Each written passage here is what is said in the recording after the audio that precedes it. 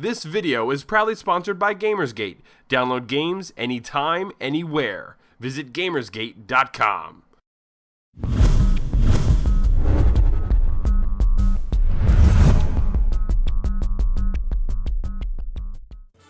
Hello everybody, welcome back to Elder Geeks Game Club. This is episode number 18.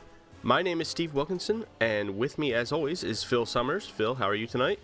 Good, how are you? I'm doing alright, and of course with us is owner and editor of ElderGeek.com, Randy Yasenchak. Randy, how are you doing tonight? I am ready for some hot Gorg on Gorg action, baby. Very some good. Some hot brain action. Nice. That's what I like to hear. So, once again, this is the Game Club podcast, and what we do is we pick a game and we play it for a couple of weeks, very similar to a book club, and then we get together and we record this podcast where we dissect the game and discuss it and say what we like, what we didn't like, all that kind of stuff for your listening enjoyment. And this time around, we played the game Unstoppable Gorg, which is, I don't know that I'd classify it as an indie title.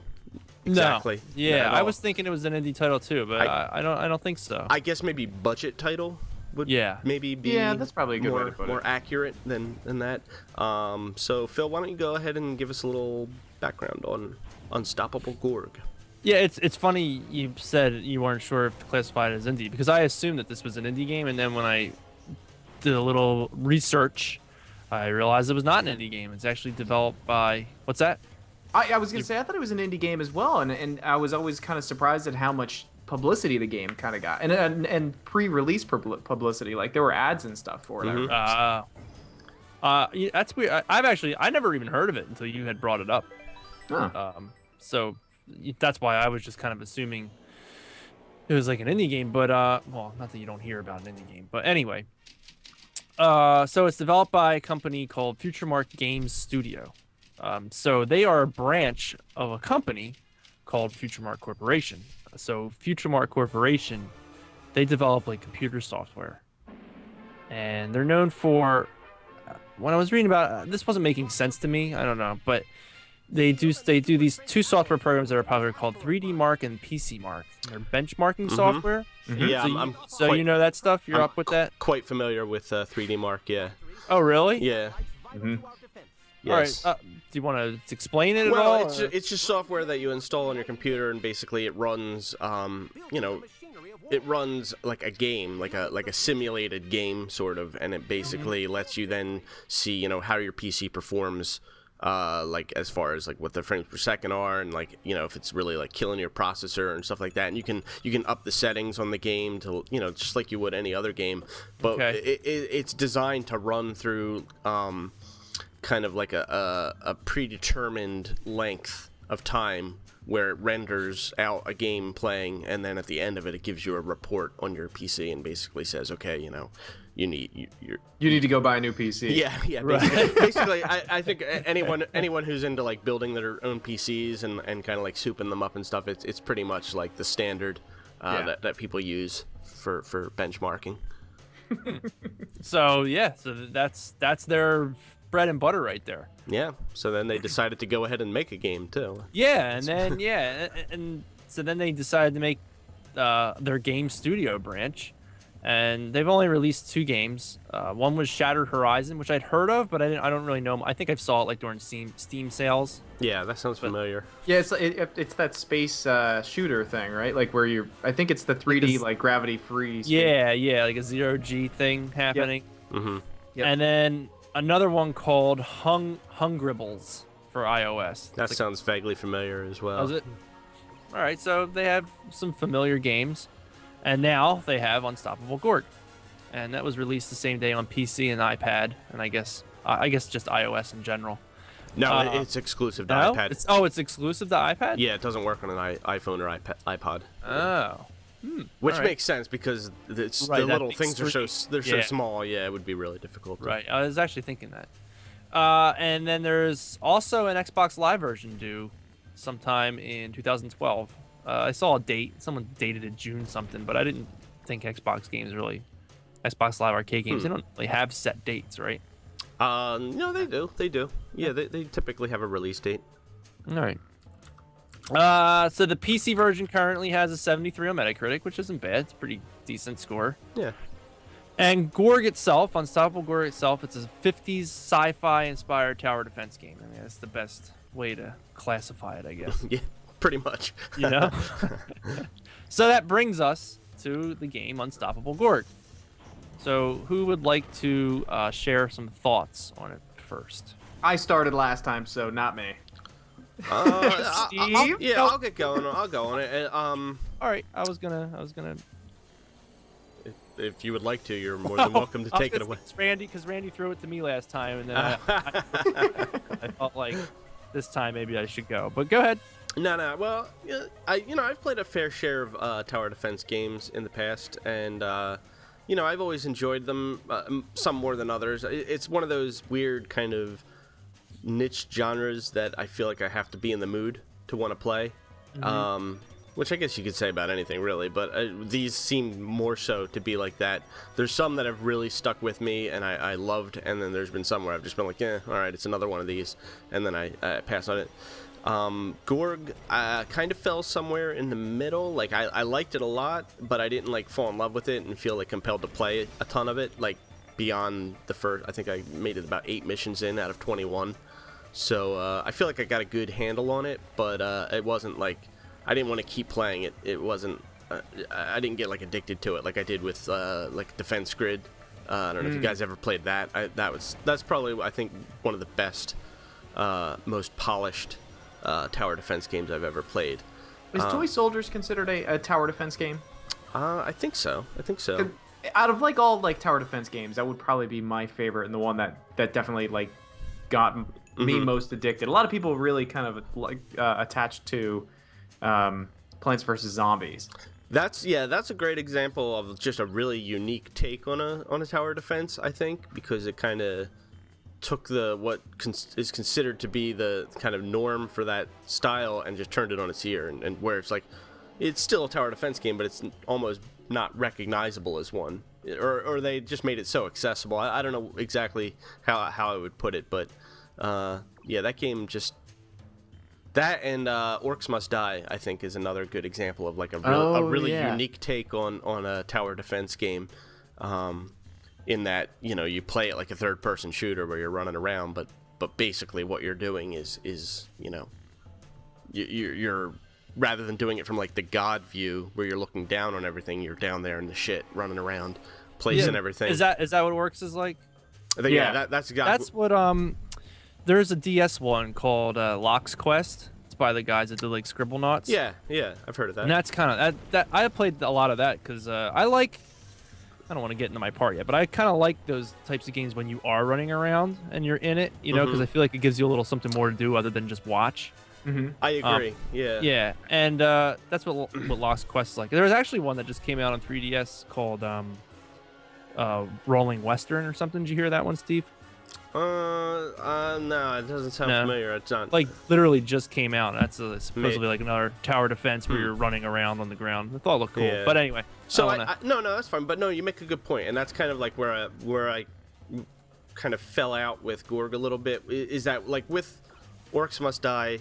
I really enjoyed the fact that you are in there and you're running around, and it's kind of like you still have to think from that mindset of how am I gonna prevent this waves and waves of guys from getting through. Excuse me, I almost coughed all over my microphone. But at the same time, you're also you're able to shoot at them and interact in a way that is kind of not the norm. Whereas I just gotta cough and get it out. I'm like trying to suppress a cough, and it's just get the water. Sorry, listeners. You can just edit it. Nah, that's fine. Whereas with Gorg, I kind of felt like sitting back and watching it. Like I kind of got bored a bit with it at times. And I know you can fast forward and make it go faster, and that's kind of a staple of the top-down tower defense. But I don't always like to do that. And I think the difference between Gorg and maybe like a game like Defense Grid, where it was pretty much the same view, was just something about the way Defense Grid's maps and everything were designed, that it was so wide open as to what you could do and how you could place things, and you could direct the flow of the monsters coming through. I just enjoyed that a lot more. Whereas Gorg, I thought it was cool because the one thing you could do with the game is there's like what would you call them? Like circles. They're like orbiting rings. Yeah, orbiting rings around your base, which is in the middle, and there's like points on each ring at different spots where you can place your towers or satellites in this case that fight the waves of spaceships that are coming through on a predetermined path that you see how they're going to come through. And what you can do is you can drag that circle around to reposition your satellites. So if a wave starts coming from another side, you can drag it around and put your satellite so it falls in a spot that's strategically better to take on the wave that's coming in. I thought that was cool. That was a neat kind of twist on it, and I did enjoy that. It didn't. I think it was just the fact that the waves were still coming through in a predetermined way, so it didn't go all the way for me in that sense, but it was still, I thought it was pretty cool. That was a nice twist. What else did I want to say about the game? I really love the theme. I love the 50s sci-fi theme completely. I have a soft spot for that style of movie. When I was a kid, I was a huge fan of like watching like Ed Wood stuff, like Plan 9. Yeah, and you used to be able to catch these kind of movies all the time on the Sci-Fi Channel. Yeah, exactly. Like, when we were young, this was the kind of stuff that you would see on Sci-Fi Channel, and it was awesome. Yeah, it was great, especially around like Halloween. I remember like the week. It used to be, I think AMC now does the Monster Fest, and they show like slasher movies and stuff.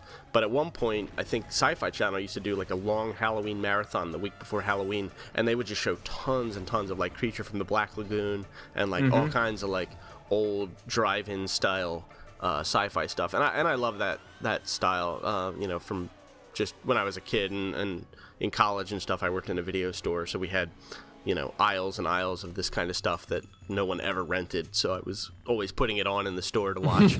So no one in their right mind was renting that. They were renting like Jingle All the Way and things like that. Batman and Robin and other fine classics from the mid-90s. Yes. So I loved watching that stuff, and so I really liked the way they presented it. I thought all the cutscenes that they did in between with the people, the live action video. Yeah, that was really surprising. Like, I didn't expect any of that stuff. And it was done so well too. Yeah. So well. Like, they mixed in like the stock footage with the brand new stuff. Right. Perfectly. I love that. Yeah. Yeah, I loved seeing the stock footage. Was great because I don't know if you guys remember watching Ed Wood, which the Tim Burton movie, which was kind of like a biopic on him. Just the way that he would use stock footage, he would just whatever he could get. Like if he could get like some footage cheap from some film company of soldiers marching, he would write an entire part of the movie around that, and just because that's what he had, and then he'd cut that in with like a couple like shitty scenes of like some bad acting, people on a soundstage, and then that would be like 10 minutes of the movie. So the fact that the only part that I think I had an issue with on Gorg with with like those movies and stuff was God, I can't remember her name, the female Gorg from like Mars or wherever the hell she was from. The one she was a little too slutty for the time period. Oh really? I thought that was pretty funny. I thought it was kind of like the nod to Elvira and that kind of.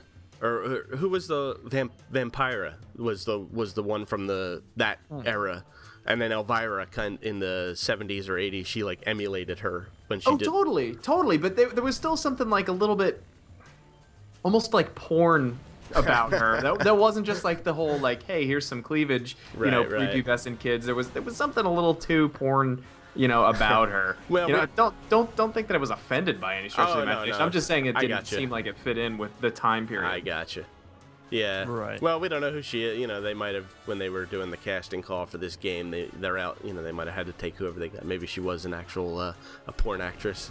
And an adult female reproductive film star. They got to eat too, And it just came out in her acting in this. Yeah. You can take the porn. And it fits right on the resume perfectly, Yeah, you can take the porn star out of the bukkake scene, but you can't take the bukkake scene out of the porn star. I don't think anybody would question the title of a porn named Unstoppable Gorg. The name of the game is actually a little. When you say it, it sounds almost obscene, like borderline, like if you looked it up on Urban Dictionary, I'm sure that there's probably like what an unstoppable Gorg is. I'm sure if not, there is one now. There should be. If you're listening and you have some great ideas, go over to Urban Dictionary and submit unstoppable Gorg and tag Elder Geek on there. I really liked it. Yeah, I think that was like my favorite part was the all the cutscenes and all like the live action video and stuff. Like I didn't expect any of that, and when I got hit with it, I thought I was enjoying it, and I kind of wanted to see. Like I'll admit that kind of stuff is what made me like press on a little bit further than I probably would have. Yeah, I mean, I didn't make it very far. I think I made it to like the 8th. Yeah, that's where I got story to. mission. Mm-hmm. I got hung up on the 6th one. Like I died like a ton of times on the 1. Yeah. And that was like starting to make me mad. And then I did complete that, and then I went ahead and I did a few more, and then it was I just didn't get to go back to it. But yeah, I mean, unfortunately, I feel like I can't say much about it since I didn't make it too far. Did you make it far into it, Randy? People watching the video of this will see exactly how far I got. I can't remember which board it was, to be honest with you. I can probably even pull it up right now. But I'm terrible at tower defense games. Like I will admit, at strategy games and defense games, I'm the worst. I'm not very good at them either. So that's like, when I started losing on that 6th stage, I was like, oh, here I hit my I hit my moment where I can't. You hit your wall. Yeah, I mean, and that game Locks Quest I was telling you about, I put like hours onto that game. It took a little longer to hit that wall, but I hit it in that. I haven't played many tower defense games. Pixel Junk Monsters. I think you played that one, Steve, didn't you? Yeah, I got that. Yeah, I played that. Yeah, as well. and I played that for a bit, and again, I got I really liked that game, but I always get hung up on them. Yeah. And I don't have it in me to just like. I liked persevere. I like very much in tower defense games, and like I said, I keep bringing up Defense Grid, but this was one where I felt that, and I also am this way with Plants vs Zombies as well. As I'm very much like I like to get into my groove, and I like to figure out exactly which units I want to use, and then I go nuts like upgrading, and I like the freedom in a game like Defense Grid where like I can, if I want to, I can do the entire level just using like the machine gun turret, which is kind of like your base one, but I upgrade them all to the maximum amount you can do, and then just figuring out stuff like that. And in this game I never really felt like I had that freedom. I felt like I was limited, and I think that might be kind of what turned me off a little bit to it. And again, I don't mean to make that sound like I think it's a bad game or anything. It just it wasn't kind of my cup of tea as far as tower defense goes. It almost feels less like when I got hung up on stage 6. It almost feels less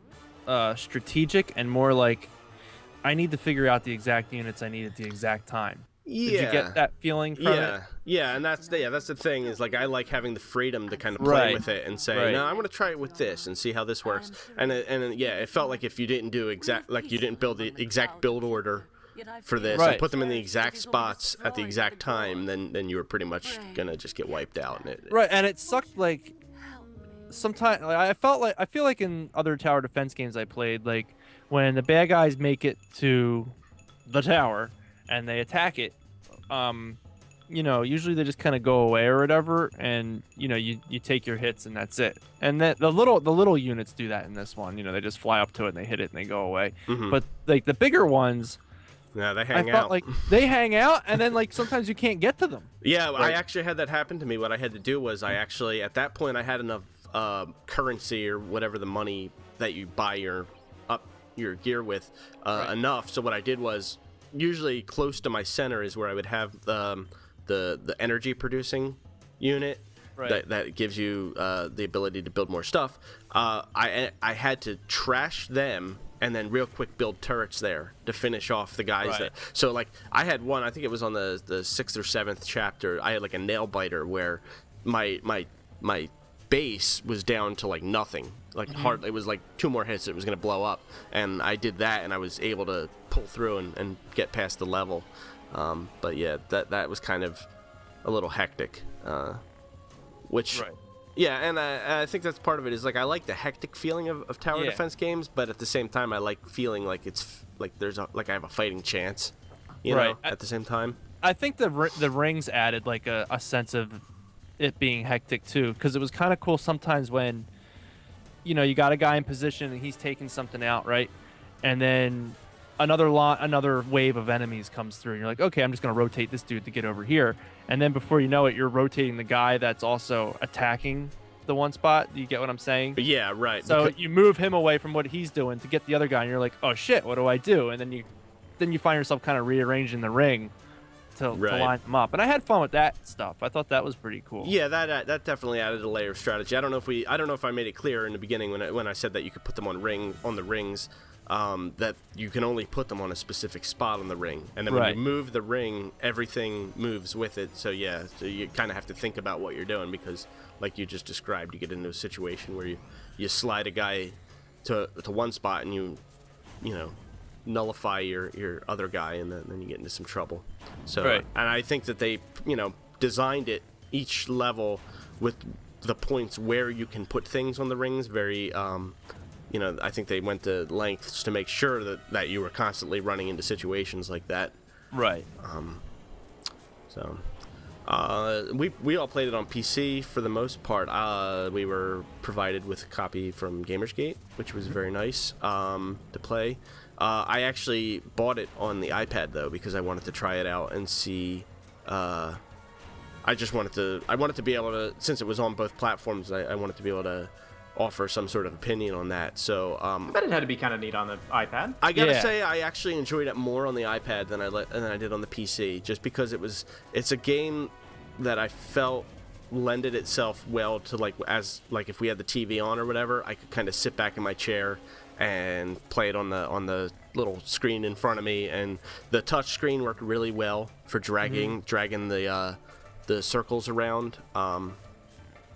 And all the interface and everything, you know, I mean, it worked fine on the PC for clicking, but it just worked perfectly on the screen as well. Well, yeah, when I was playing it, you could kind of almost tell it was made for like iPad, because, you know, the screen is just still, you know, the screen's not scrolling anywhere. You know what I mean? It's all just one still screen, and yeah, it just seemed.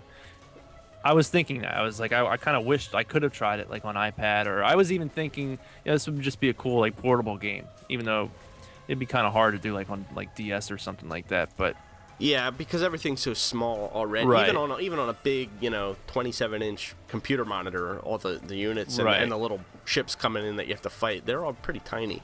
Right, which is why it makes a good like tablet game, good iPad game. Yeah, it did. It was only $5 on the iPad, and if you have one and you're itching for a unique kind of tower defense experience, $5 is not that much to spend on it at all. I definitely think it's worth checking out. Good doctor's office waiting room game. Yeah, and because I have it on there, chances are I will continue to play it after this episode, because, you know, like I said, stuff on there is like perfect when I'm sitting with my wife and she's watching the Kardashians, and I'm like I have to sit here because, you know, I want to spend time with her, but at the same time, if I have to listen to Chloe and Kim fight anymore, I'm gonna put a bullet in my head. Wow, you're a good man. I don't think I could do that. I love my wife dearly. I don't think I could sit through the Kardashians. Oh, you know, that and what's the other one? The Tori and Dean. Tori Spelling, and that's another show that's like perfect.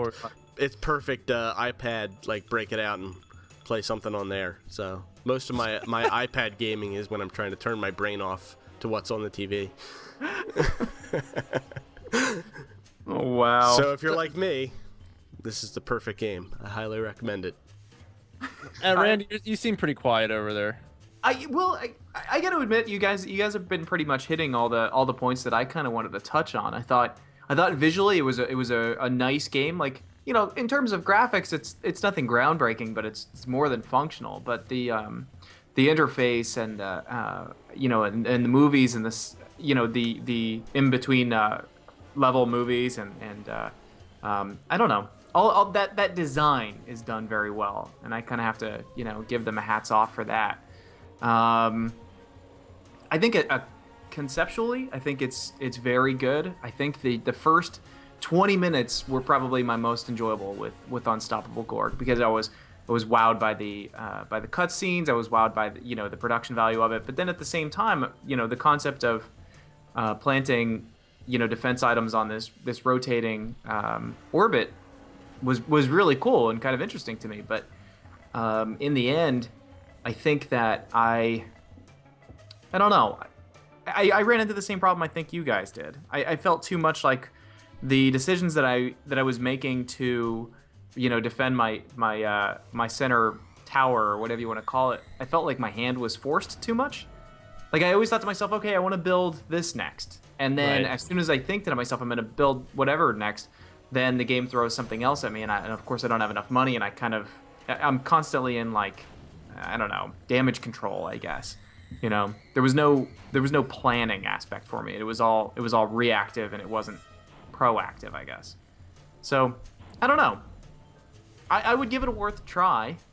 There's a demo available for it. It's a free demo, and when it comes to Xbox, I'm sure there's going to be a demo for it there as well. So tower defense fans will probably like it. I think it's something that everybody should at least give a try. But like I said, I felt like I was more reactive than proactive. Mm-hmm. I think probably the best thing that the game could have done, even if this was something that happened when you switched it over to easy, which I needed to do to get to level 9, by the way. Mm-hmm. Oh, really? I was gonna ask if everybody was sticking the medium. No, I had to put it down to 9. I could not get past one of the levels, and I was just like, nope, I need to keep moving. Otherwise, whoever's watching this is gonna be seeing me play and die the same level. I jumped around a bit. I jumped back and forth between easy and medium. Did you? Yeah. I think the big difference between medium and easy should not be like how much health the enemies get. I think it should be like how much time you have before the enemies actually start pouring in, and how much power you're given ahead of time. Because I would have loved to have been, proactive. I would have loved to have been able to like map out like what level and what ring I wanted each defense thingy on. Yeah, I didn't feel like easy felt that much easier, to be honest with you. It just felt like it was a little more manageable. It wasn't like I wasn't like I didn't feel overpowered or anything playing it on easy. It just seemed like things were a little like not as hectic as when I played levels on normal. Did it give you more money or anything to work with? Oh, really? No, I think it's just lesser health on the enemies. I mean, here's this is an example. You'll see this if you watch the video. On the one level I was stuck at, I was like, I can't remember the exact number, but I think every time I was dying, I was killing like 63 out of 67 enemies that were coming in, and I'm like, God, I can't finish these final 4. And when I switched it down to like easy, I actually killed less enemies than I did when it was on medium, and I failed. I was like, you gotta be kidding me. This isn't. Yeah, as far as money goes, I'm pretty sure that it just always gives you enough to build one energy producing unit at the beginning. So because later on when you get the which I think plasma. I think it's 100. Is that the base? Yeah. To build the first introductory, and then later on it's 180 to build the one that produces more. Right. So if you start out and you don't select the base one and you only select the 180 one, it'll start you out with 180. Oh, so you can build one, and then from there you have to go. So, yeah. So which kind of sucked, because the one time I was like, well, because I knew it was making money, obviously, for you, but I thought, well, the turrets have to be making money. So the one time I decided I'm just not gonna make one. I died immediately. Yeah. They make like $1. They make like one. Yeah. It's not. Like, yeah. Geez. You'll basically never make enough to build an energy producing unit at all, because and that can be a little frustrating. I'm thinking of other like Plants vs Zombies has the sun that falls down, so even if you don't build a sunflower first, which I always do anyway, you still have a way to get more energy, or like defense grid. I think as long as you had all your little things you were protecting at your base, you were getting more currency through that. So that, and I'm sure other ones have similar mechanics in place, but those are the two that are popping out in my head right now. But this one didn't seem to have any other way. It's like you either have that thing that's producing for you, or your turrets are shooting and getting you like $1 or $2 every time, and there was no external way to get money. But I guess that makes it more that adds a layer of strategy, I guess, but like we said, it just kind of felt like limiting. Right. Yeah, I started actually tinkering around with putting the power satellite on the furthest outside ring, so I could keep them away from incoming, bad guys, and then I could put like active turrets right next to my center tower, so I could protect that. But again, that felt like a reactive tactic, and not like, hey, I got this great idea. That way I can protect my center ring at all times. It was, I don't know. Did it work any better doing it that way? Yeah. Some missions it actually does work better. Some missions it didn't. But I guess that's probably going to be like my final say about the game. That it's a great concept.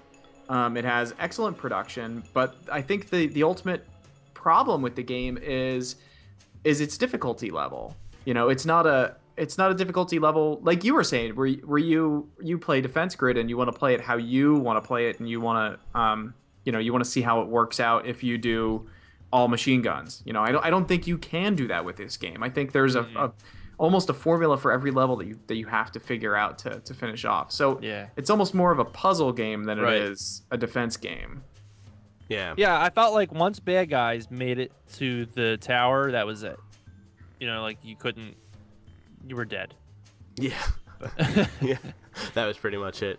Right. But I mean, depending on the type of ship, if it is like the medium-sized ones or bigger, if they're in the middle, you're dead. Pretty much. You're dead, and that's what happened one time. I had yeah. like 4 of them circling, and it's like, oh, well, that's it, and I'm just waiting it out to die basically at that point. And the level I got to where I kind of stopped, I did stop, was the level when the big brains come in and they disable your satellites. Yeah, yup. I think that was when I gave up to it. Yeah, I was kind of like, oh, are you fucking shields, kidding me? They had the really? 4 shields around them. Yeah, and then so when they get close to one of your turrets, it basically makes the turret turn off and leaves it defenseless, and then it starts blasting on your turret.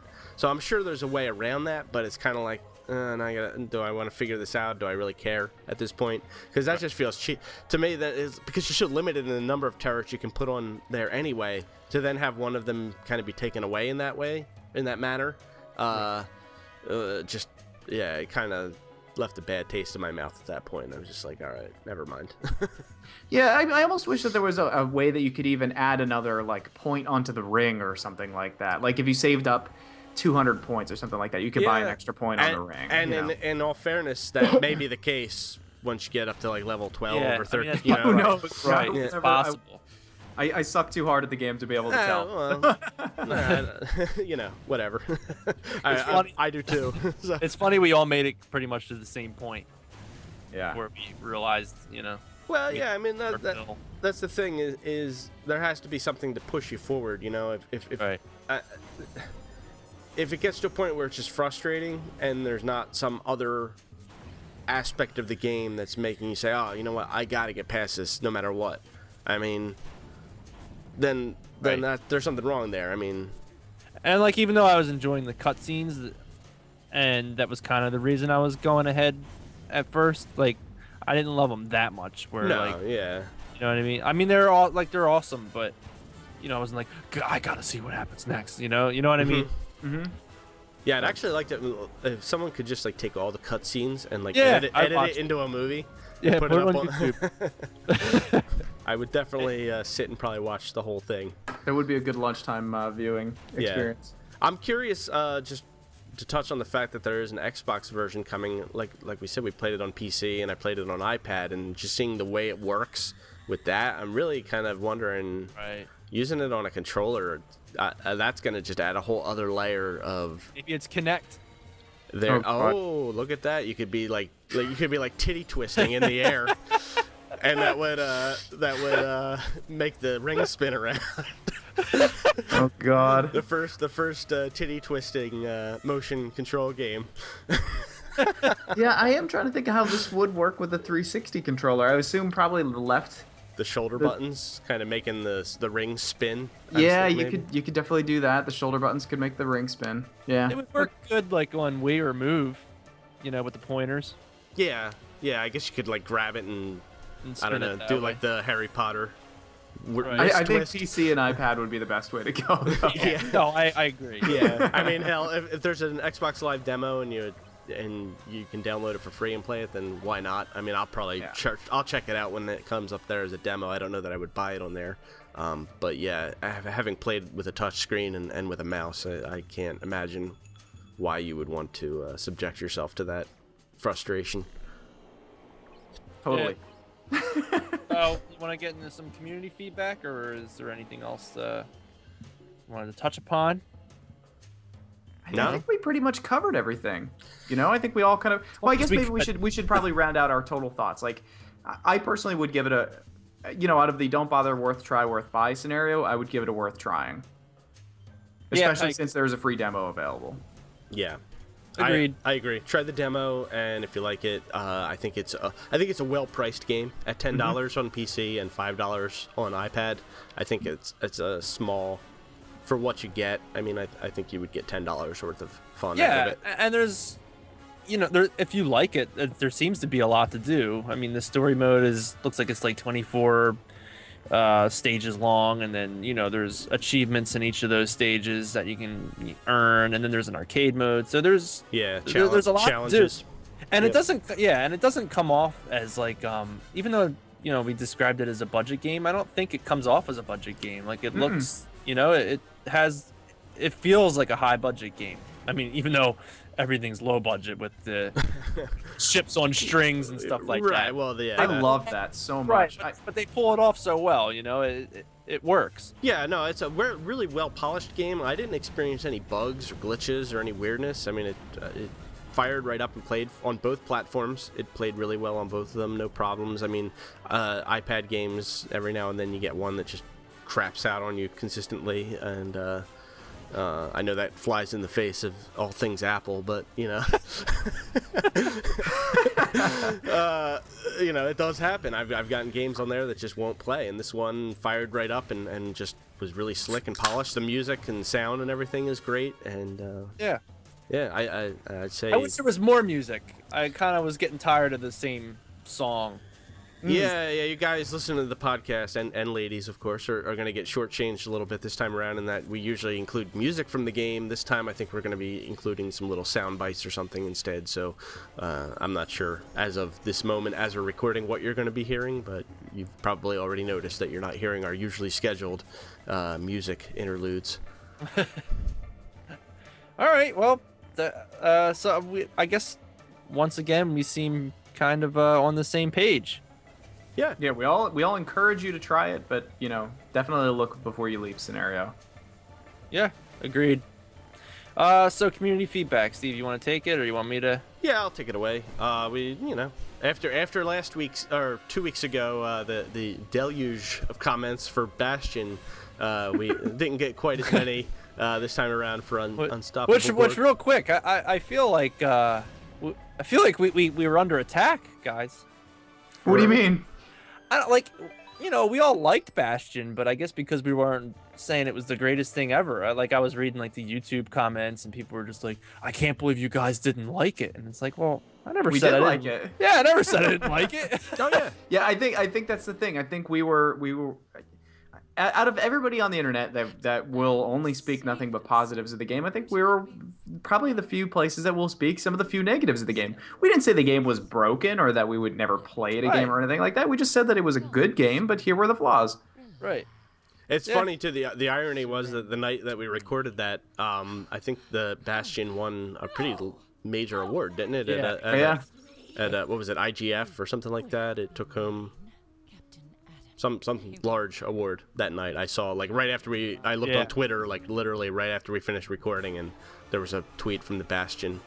They really like that narrator. I think probably the big difference between Bastion and this is I don't think a lot of people knew about the game because even though there was advertising for it, I just don't think that it was really all that popular. And well, I guess that's it. Really, not that many people played. Yeah, not that many people have played it. Yeah, I've only heard one other podcast where they talked about Unstoppable Gorg of all the gaming podcasts that I listened to, which is like 4, but it's still a pretty good number. I listened to all of one. Only one other one I heard them talk about it, and they were talking about the iPad version because they were kind of going down iOS games. Oh, okay. And so yeah. But here is what we did get, and this is from Frank. He said, I love the whole 50s sci-fi. He spelled sci-fi, Sci-fi. sci-fi vibe. And it may have been the best use of FMV I've seen in that it fit the whole design and motif perfectly. I wonder if we were supposed to say Sci-Fi. Sci-fi. I think he just spells terrible because tower is spelled bad as we go further down. I love the whole Sci-Fi vibe, but it may have been the best use I of could read it FMV now. I've seen. I could do that voice for the whole thing. Frank will never comment again. Yeah, I don't want Frank to think that I'm implying that that's what he sounds like. No. I liked that they went with what looked like real models on strings for the video news segments. Nice touch. The music was fun and upbeat. I did find myself getting into it some. However, my eyes started glazing over when I see stats and whatnots that need to be upgraded. I also feel that I just sit there and watch events unfold, which is why I don't like tower defense games in general, really. So that has nothing to do with this game in particular. Again, it did have a certain draw to it, and I found myself getting into it a bit. I liked the mechanic of the orbital rings that you could rotate. That gave me something to play with as bad guys come barreling at you.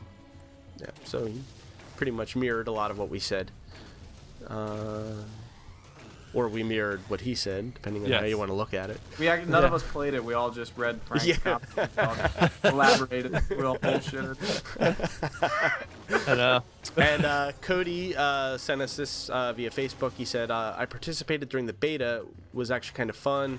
You were forced to use strategy, to whereas most tower defense games you can use a bunch of just one tower. That's funny because it's the opposite of what Steve was saying. Right, Steve likes being able to do whatever you want. He likes being forced. I'll finish his comment and then I'll respond to that. Well, not with Unstoppable Gorg.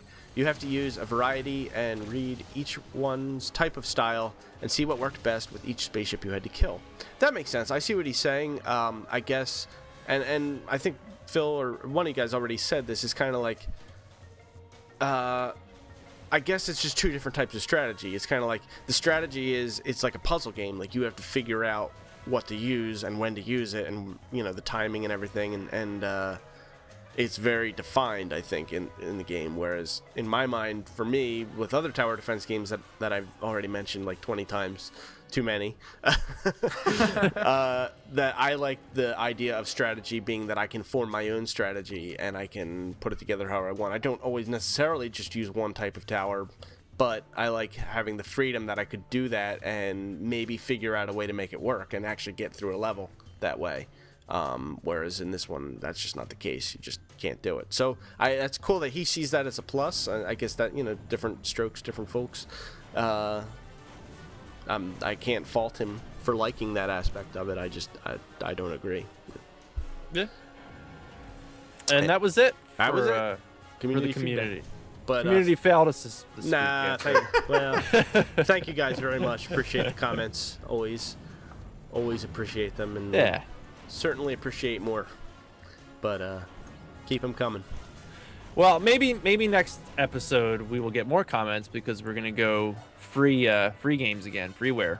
We're gonna do Alter Ego, so we'll have the links up on the site as where you can go get this. It's a free 2D, it looks like a puzzle kind of game where you have a mirror image of yourself and you're kind of controlling both at the same time to, I guess, solve the level. I haven't played it yet, so I don't know. Yeah, I played it once a while back. We talked about this before we started recording the show. I think there had been a thread about this. Someone posted it on NeoGAF, and I checked it out one day during my lunch break or something and played maybe about 10-15 minutes of it, and it was pretty cool. So I'm interested to dig into it a little further. Cool. And what's neat about the download for it is that it includes the PC version, a ZX Spectrum version, and a NES version. So I don't know if that means there's like a NES ROM and the game's built differently. Find out. Sounds neat. I feel like I think it's just the same version of the game, but if you have a NES emulator on your PC, you can just run it in that as opposed to installing or running an executable file. It's pretty cool. I think that's the only difference, but yeah, pretty neat. So definitely we will put something in the show notes for the episode on eldergeek.com. Head over and you can find a link where you can check out Alter Ego. Yeah. So anything else we want to add, Steve, before we before we head out? Well, as always, we like to ask our listeners to go ahead and leave us some reviews on iTunes or Zune. We would appreciate any ratings or reviews you want to leave. It'll help us hopefully attract new listeners if we can get out there and get the show listed on, the various featured or up and coming or whatever the equivalent is on the various stores.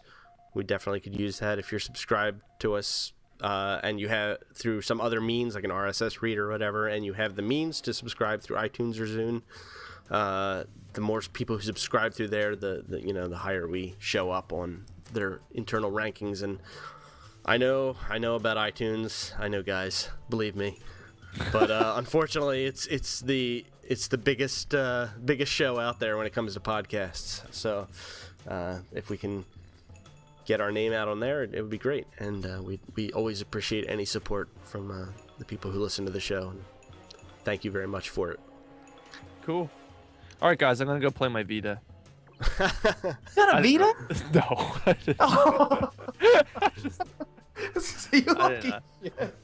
I actually thought I considered it. I don't know why you don't. You're like a huge portable gamer. I'm not a big portable gamer guy. As cool as the tech is, I just can't bring myself to buying a portable console. That might change when you have a kid. When your kid is born, rather. Maybe. I don't know. Maybe not. Maybe it won't. Yeah, but you know why I won't? Because I can't even play everything I want to play on the 3DS. So, Yeah. It's just another thing. I do want it. It looks cool, but I gotta be realistic here. Money. You gotta get that second job to if you want. Was that Kaz? Kaz said that, or I think. Or it may not have been Kaz. It was Kutaragi, wasn't it? Yeah. Who made that, dropped that one. Yeah. Oh man. Yeah. Get a second job so you can get your PS3. Like, Jesus Christ. I mean, could you imagine? I can't believe. It's years ago now, but I can't believe they actually said that. The PS3, what was that? $600 when it came out? Was it $600? $599 US. Oh my God. That is. You're kidding yourself if you don't think that the next 360 or PlayStation 3 isn't going to be close to that expensive. It's going to be at least $400. At least. Oh God. How much do you think the U is going to be? The U, I think, will probably be about 300. Yeah, 300, 350. Yeah. Oh my God. Yeah, I'm guessing that the 720 or whatever will probably be about 400. I would think. I know we're getting off topic here and everything like that, but come on, we have been spoiled. Video games have been $50 and $60 since we were kids. We're lucky that those haven't gone up at all in price. And this gen's lasted a long time, so we got a bit of a break. Yeah. This has been really long. I mean, when you think about it, it's kind of crazy to think Yeah, about it's like the longest gen. think about first generation Xbox 360 titles. It's pretty crazy. Call of Duty 2, Elder Scrolls Oblivion, Perfect Dark. Yeah. Perfect Dark, yeah. What was the other? Camino. Cameo. Cameo. That's Yeah. right. Yeah. Just kind of crazy titles that I'm kind of forgotten about. Right, it's weird. They're like old. What are they? 2005?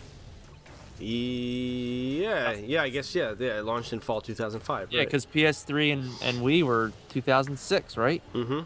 Oh my God. Yeah, so it's right. There's kind of I don't even want to get off on a whole other topic but like I'm really kind of digging everything that's going on in the PC space right now as far as like budget titles and indie titles. Just like Me too, dude. Me too. It's kind of like I'm almost not that interested in what's going to come next just yet because there's so much good stuff going on in that area, and indie games have just kind of like blown up, Mm-hmm.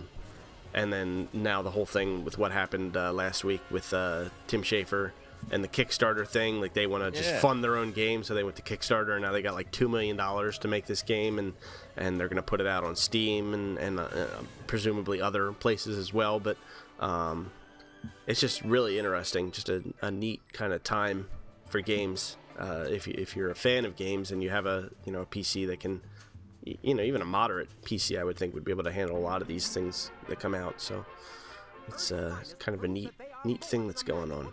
That's what I'm liking about all these indie games, is that like I can play them. Yeah, and last weekend, Mojang did their thing with over 60 hours. They built a game live, streaming it on the internet for charity for the Humble Bundle, and that just another example of like crazy stuff. Like I was watching it, here and there throughout the weekend. I didn't maybe like 10 minutes here, 15 minutes there, but it was just crazy because I'm watching it and I'm thinking like, 15 years ago I was in school learning to program and stuff, and like I never in my wildest imagination would have thought that I would be watching along with 20,000 other people sitting there watching a dude code on the internet. Like It is crazy. And them raising like a decent amount of money while they do it, like just kind of blew my mind. It's just such an interesting world we live in right now. It is weird how things are changing. And it makes me wonder, like, is it even worth, like, Sony to make another system? Yeah, I'm sure I'm sure someone in their accounting department is probably wondering the same thing right now. Yeah. There is a rumor actually that just came out today about Sony making another console, and that AMD is going to be building their processor chip for it. Yeah, I saw that. Yeah, I'm sure. I mean, look, PS4's coming. They're right. They're not bowing out, but No. I'm not just singling out Sony. I'm just in general, even like Microsoft or whatever. Yeah, exactly. But I would lump Nintendo in, but they will do their own thing for eternity until they just go away. Until they have no one more day. money to do their own thing. Right. They will never do anything for anybody else. So they're hardcore. They're in it till the end. Like if I Am Legend happened and like Will Smith was the only person left on Earth, like Reggie would still come and sell him like a new Nintendo console. Yeah, they're never gonna. Vampire Reggie would come. They will put themselves out of business before they put Pokemon on iPhone. Like they will. They will not. They will never do it. Yeah. But anyway, that's a. Well, we've actually run pretty short tonight on this episode, so we've had a little time to talk about other things. That's cool. It's not too bad to get off topic a little. No, that's fine. Yeah, next gen is gonna be very interesting. It is. It's crazy. Big shakeups. Yeah, I mean, and I talk the talk like, I'm not that interested, but I'll tell you what, I'll be there, like, just like everyone else, excited to get the new console. Of course. Oh yeah, I will try my damnedest to be like a super early adopter of next consoles. Yeah. I don't think I would stand in a line though, to be honest with you. Yeah, well, we did Purchasing that. stuff online has spoiled the shit out of me. Yeah, I'm not sure how early I would adopt at this point. I mean, I think Microsoft is gonna be pretty cautious this time around, with all the hardware problems they had last time. Obviously, they don't want to repeat that. So I think it'll probably be safer this time around, almost to get it early rather than waiting for like a hardware revision. But I guess it's what's the saying, like after there's been a fire, like the safest time to fly is like right after there's been a plane crash or whatever, right. Like it's kind of like that kind of mentality. Yeah. Next Anyway, gen, man. next Crazy. gen. Get ready. Yeah. Buckle the fuck up. I almost wonder, like, too, how much better will the graphics really get? You know what I mean? Like, what are the machines? I really do. I hope a lot better. I don't think they're going to get that much better because no one has the money to make them better. Yeah. Well, I think that's an excuse. I think the programming and stuff is going to get, a little bit easier as time goes on. Yeah, I think that in the case of the 360, I don't think they're gonna, or whatever the 360 successor is, I don't think they're gonna deviate too far from the current method that they have developers programming in. I think they're gonna keep it pretty consistent, so it's an easy transition. And I think what you're seeing on Windows right now in terms of the resolutions and everything that they're able to develop in, I think is probably going to be pretty close to what you're going to get on the screen. Because, I mean, really, right. We're talking about games on the 360 and the PS3 that are rendering in at 600p and then being upscaled to 720p or 1080p. They're not even running in true HD resolution. So I think that's what you're going to see. Is you're going to see more memory, faster CPUs, better graphics processors that are able to emulate what's happening now on PC, and maybe a little bit better in terms of like particle effects and stuff like that. But I don't think it's going to go too much further than that. I think that's what I mean. And do you think like the common person will notice that? Like, sure, these new games they'll be running at like 1080p or whatever, and hopefully stable frame rates. I think the thing is the sell for that for people who don't necessarily have the money or the interest to build a PC with cross-fired video cards and be able to play games on like the ultra settings. I think that this will give them the chance to have that level on their TV. I think there's going to have to be other things too to hook people in. I think Microsoft has a great thing going with Live in terms of they've got that install base. They've got people who have people that want to move on. And will move on. And whatever features they put into the next iteration of Live on the next consoles will have to be something that makes the people who are excited about Live want to upgrade and continue.